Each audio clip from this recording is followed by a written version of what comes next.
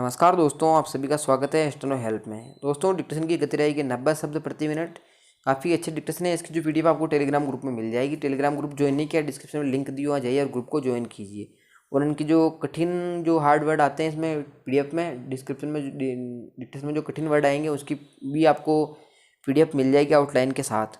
वो मिलेगी Telegram group में प्लस व्हाट्सएप ग्रुप में। तो दोनों को आप जरूर ज्वाइन करें। स्टार्ट करते हैं। 3, 2, 1 स्टार्ट। अभी रूस ने कोरोना वायरस की वैक्सीन बनाने का दावा किया है, लेकिन कई दूसरे विकसित और विकासशील देश तकनीक और इनोवेशन यानी नवाचार के जरिए कोरोना वायरस से मुकाबला कर रहे हैं। विराम। किसी भी समस्या से निकलने में नवाचार एक कारगर हथियार की तरह होता है। विराम।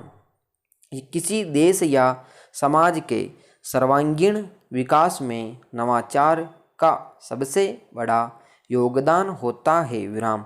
दुनिया के ताकतवर एवं समृद्ध देशों की सफलता का एक बड़ा कारण उनके द्वारा किए जाने वाले विश्व स्तरीय नवाचार ही हैं। विराम। जीवन में बदलाव लाने वाली हर चीज़ एक नई खोज है। विराम। अमेरिका, चीन, जापान, ब्रिटेन, सिंगापुर, जर्मनी और इजरायल आदि देशों की आर्थिक प्रगति को उनके बेहतर इनोवेशन से जोड़कर ही समझा जा सकता है। विराम। आज के समय में इनोवेशन के बिना बेहतर जिंदगी की कल्पना ही नहीं की जा सकती। विराम। दुनिया की सबसे बड़ी युवा आबादी वाले और तेजी से आगे बढ़ रहे भारत को भी आज हर क्षेत्र में इनोवेशंस की ज़रूरत है। विराम।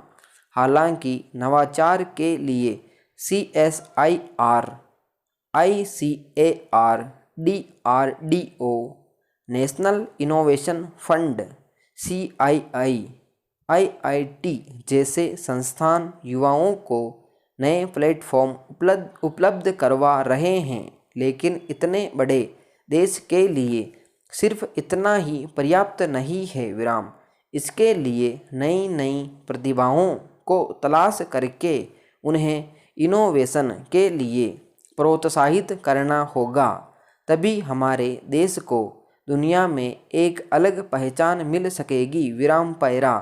पिछले दिनों केंद्र सरकार द्वारा जारी नई शिक्षा नीति में भी नवाचार पर जोर दिया गया है। विराम। ग्लोबल इनोवेशन इंडेक्स 2019 की रिपोर्ट में भारत इनोवेशन के मामले में विश्व में 52वें स्थान पर था, जबकि एक साल पहले यानी 2018 में वह 57वें स्थान पर था। विराम। इससे स्पष्ट है कि भारत नवाचार के क्षेत्र में धीरे धीरे प्रगति कर रहा है। विराम। केंद्र सरकार का मानना है कि जब सभी राज्य आगे बढ़ेंगे तभी पूरे देश का विकास होगा। विराम। इसलिए उसने राज्यों में इस तरह की स्वस्थ प्रतिस्पर्धा पैदा करने के लिए इंडिया इनोवेशन इंडेक्स नाम से एक वेबसाइट शुरू की है। विराम। यह केंद्र सरकार की नई पहल है। विराम। अब सभी राज्यों को वहां होने वाले इनोवेशंस के हिसाब से रैंकिंग दी जाएगी। विराम। यह अपनी तरह की पहली वेबसाइट है जहां ग्लोबल इनोवेशन इंडेक्स की सूचनाओं और भारत के विभिन्न राज्यों के आंकड़ों के साथ साथ रखा जाएगा। विराम। नीति आयोग के अनुसार यह इंडेक्स भारत में राज्यों के बीच विकास की भावना को भी पैदा करने में मदद करेगा। विराम।